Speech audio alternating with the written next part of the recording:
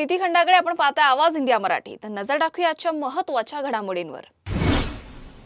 शिवसेनेच्या शिंदे गटाचे नगरसेवक रमेश म्हात्रे आणि इतर 3 आरोपींना अखेर मुंबई उच्च न्यायालयाकडून सशर्त जामीन मंजूर करण्यात आलाय. मात्र हा जामीन कठोर अटींसह मंजूर करण्यात आल्याने या निर्णयाची राजकीय आणि कायदेशीर वर्तुळात चर्चा सुरू झाली आहे. गेल्या 2 दिवसांपासून या प्रकरणावर उच्च न्यायालयात सुनावणी सुरू होती. सुनावणी दरम्यान सरकारी वकिलांच्या नियुक्तीबाबत न्यायालयाने राज्य सरकारला प्रश्न विचारल्यानंतर आज न्यायालयाने 4ही आरोपींना सशर्त जामीन मंजूर केलाय.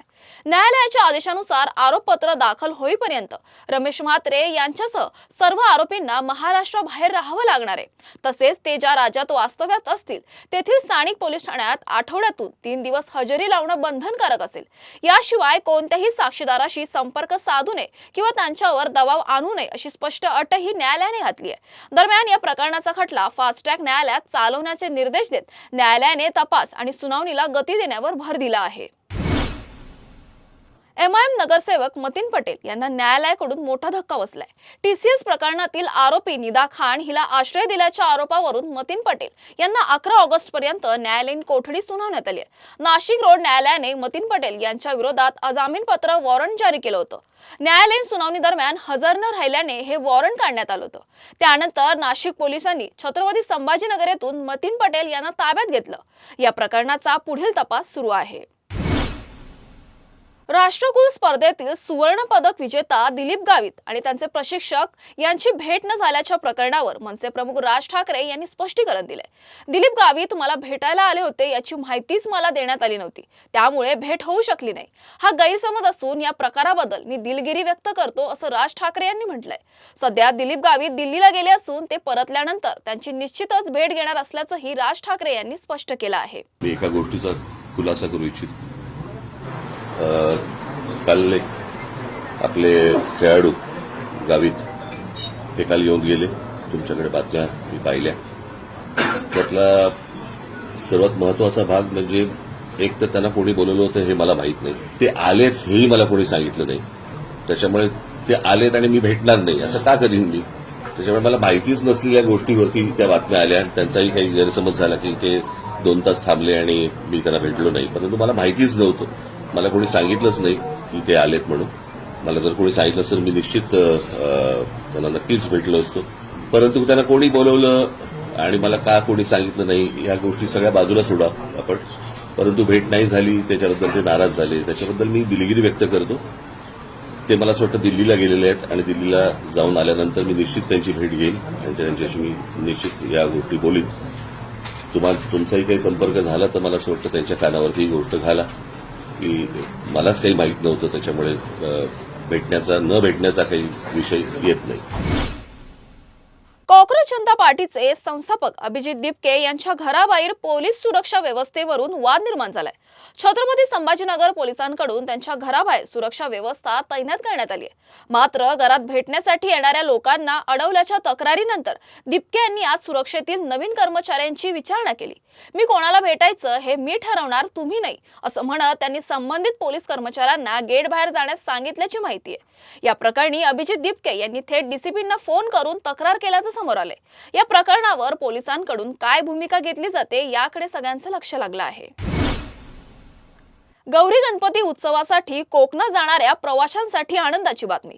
प्रवाशांची वाढती गर्दी लक्षात घेऊन एसटी महामंडळाने 7 सप्टेंबर ते 25 सप्टेंबर या कालावधीत कोकणासाठी तब्बल 5220 जादा बसेस सोडण्याचा निर्णय घेतलाय. कोकणवासियांना सुरक्षित आणि सुलभ प्रवासाची सुविधा उपलब्ध करून देण्यासाठी हा निर्णय घेण्यात आला असल्याची माहिती परिवहन मंत्री तथा एसटी महामंडळाचे अध्यक्ष प्रताप सरनाईक यांनी दिली आहे. या विशेष बस सेवेचा लाभ राज्यातील हजारो गणेश भक्त आणि चाकरमान्यांना होणार आहे. वेळ झाली आहे छोट्याशा विश्रांतीची.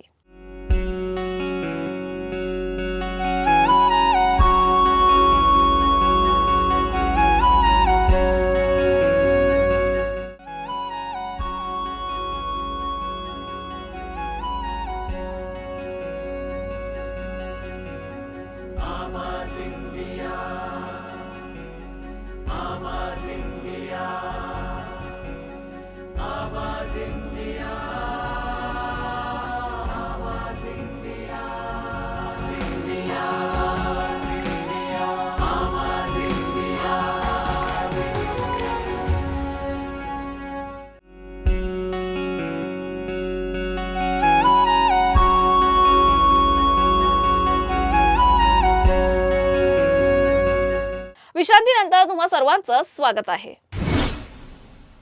अनुसूचित जमातीच्या महिलेचा अपमान आणि जातीवाचक शब्दांचा वापर केल्याच्या आरोपावरून माजी प्रदेशाध्यक्ष विजय वसंत चौधरी यांना नंदुरबार पोलिसांनी अटक केली आहे. या प्रकरणी नंदुरबार शहर पोलीस ठाण्यात भारतीय न्याय संहिता तसेच अनुसूचित जाती जमाती अत्याचार प्रतिबंधक कायद्यानुसार गुन्हा दाखल करण्यात आला होता. फिर्यादीच्या मोबाईलवर मिळालेल्या व्हॉट्सअप ऑडिओ क्लिपमध्ये आक्षेपार्ह आणि अपमानास्पद भाषा वापरल्याचा आरोप करण्यात आलाय. या ऑडिओ क्लिपच्या आधारे पोलिसांनी तपास सुरू केला होता. पोलीस अधीक्षक अश्विनी सानप, अप्पर पोलीस अधीक्षक आशित कांबळे यांच्या मार्गदर्शनाखाली स्थानिक गुन्हे अन्वेषण शाखेच्या पथकाने आरोपीचा शोध घेत त्याला ताब्यात घेतलं. त्यानंतर 6 ऑगस्ट रोजी मध्यरात्री विजय वसंत चौधरी यांना कायदेशीररित्या अटक करण्यात आली. या प्रकरणाचा पुढील तपास उपविभागीय पोलीस अधिकारी हनुमंत गायकवाड करत असून ऑडिओ क्लिप आणि इतर पुराव्यांची पडताळणी सुरू आहे. जातीय तेढ निर्माण करणाऱ्या किंवा कायदा सुव्यवस्था बिघडवणाऱ्या कृत्यांवर कठोर कारवाई करण्यात येईल असं नंदुरबार पोलिसांनी स्पष्ट केलं आहे. कायदेशीररित्या आपला तपास तर सुरूच आहे. आपण पीए विजय टिपारे याला देखील अटक केलेली आहे. त्याच्याकडे यश टिपारे याला देखील अटक केलेली आहे आणि त्याच्याकडे ज्या काही क्लिप आहेत ते देखील आपण ऑडिओ क्लिप, त्याचं पेनड्राईव्ह त्याच्याकडून आपण जप्त करून घेतलेला आहे. त्याचबरोबर त्याने जे काही व्यक्तींची नावं सांगितलेली आहेत त्यांनाही आपण सूचना केलेली आहे आणि त्यांच्याकडूनही पेनड्राईव्ह हजर करून घेत आहोत. त्याच्यामुळे भविष्यामध्ये क्लिप व्हायरल होण्याची शक्यता नाही आहे, परंतु तरी देखील दुर्दैवाने कोणी तसा प्रयत्न केला तर त्यांच्यावर कडक कारवाई करण्यात येईल. सायन प्रतीक्षानगर संक्रमण शिबिरातील धोकादायक इमारतींच्या प्रश्नावर आज विधान भवनात बैठक पार पडली. IIT अहवालानुसार T36, T37, T53 आणि T54 या इमारती धोकादायक घोषित करण्यात आल्याने रहिवाशांमध्ये भीतीचं वातावरण निर्माण झालं. या पार्श्वभूमीवर कृती समितीच्या वतीने उपसभापती सचिन अहिर यांच्या दालनात झालेल्या बैठकीत रहिवाशांच्या समस्यांवर चर्चा करण्यात आली. यावेळी पुढील आठवड्यात म्हाडाचे उपाध्यक्ष संजीव जयस्वाल आणि संबंधित अधिकाऱ्यांसोबत कृती समिती तसेच रहिवाशांची संयुक्त बैठक घेण्याचं आश्वासन देण्यात आलं. दरम्यान कृती समितीने रहिवाशांना घाबरून न जाता एकजूट कायम ठेवण्याचं आवाहन केलं आहे. महिलांचा अपमान केल्याचा आरोप असलेल्या विजय चौधरी यांच्यावर केवळ अटकेपुरती कारवाई न करता जलद गतीने न्यायालयात खटला चालवून कठोर शिक्षा करण्यात यावी अशी मागणी सामाजिक कार्यकर्त्या आणि राष्ट्रवादी काँग्रेसच्या प्रवक्त्या प्रतिभा शिंदे यांनी केली आहे. महिलांचा सन्मान आणि अस्मितेवर घाला घालणाऱ्या व्यक्तींना कोणतेही राजकीय किंवा सामाजिक संरक्षण मिळू नये असं म्हणत त्यांनी या प्रकरणात निष्पक्ष आणि कठोर कारवाईची मागणी केली आहे. विजय चौधरी यांच्यावरील प्रकरणाचा जलद गतीने न्यायालयात सुनावणी करून लवकरात लवकर निकाल द्यावा तसेच कायद्यानुसार कठोर शिक्षा करून समाजात योग्य संदेश द्यावा अशी भूमिका प्रतिभा शिंदे यांनी मांडली आहे. नंदुरबार जिल्ह्यातील स्वतःला अतिशय मोठं व्यक्तिमत्व मानणारे पण प्रत्यक्षामध्ये बडा घर का पोकळ वासा असणारे विजय चौधरी यांनी ज्या पद्धतीनं राष्ट्रवादी काँग्रेस पक्षाच्या युवती नेत्या मालती वळवींच्या संदर्भामध्ये उद्गार काढले ते निषेधार्ह आहे.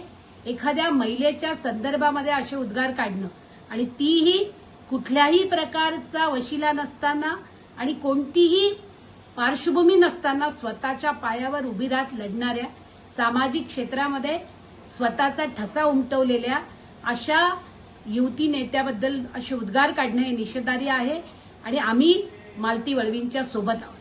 त्याचबरोबरीनं माजी खासदार हिनाताई गावित, आत्ताच्या मंत्री रक्षाताई खडसे आणि राष्ट्रवादी शरद पवार गटाच्या प्रदेशाध्यक्षा रोहिणी खडसे यांच्याबद्दल आणि तमाम महिला भगिनींच्याबद्दल जे उद्गार काढले आहेत विजय चौधरींनी ते अतिशय निषेधार्ह आहेत. त्यांना कठोरात कठोर शिक्षा झाली पाहिजे आणि आदिवासी महिलांवरती केलेल्या उद्गारांच्या बद्दल त्यांच्यावरती अॅट्रॉसिटी तर झालेली आहेच.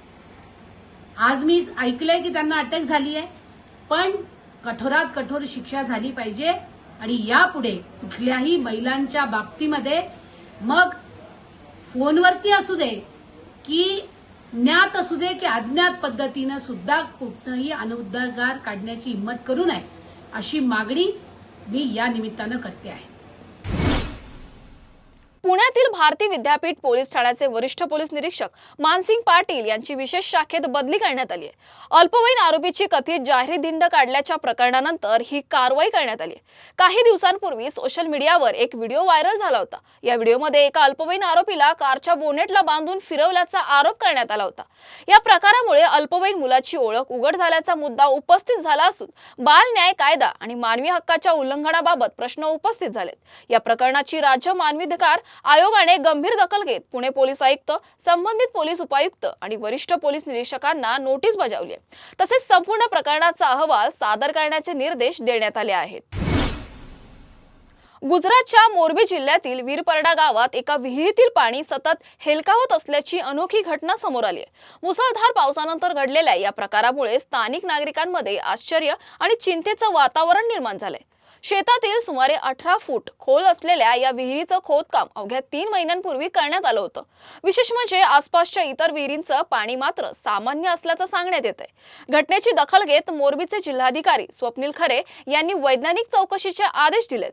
जिल्हा भूवैज्ञानिक JS वादेर यांनी प्राथमिक तपासणीनंतर हा प्रकार भूकंपीय नसल्याचं स्पष्ट केलंय. मुसळधार पावसामुळे जमिनीखालील पाण्याचे स्रोत सक्रिय झाल्याने खडकांमधील हवेच्या दाबामुळे पाणी हेलकावत असल्याची शक्यता त्यांनी व्यक्त केली आहे. बातमीपत्रात वेळ झाली इथेच थांबण्याची. अशाच महत्त्वाच्या बातम्या बघण्यासाठी पाहत रहा आवाज इंडिया मराठी, शोध सत्याचा.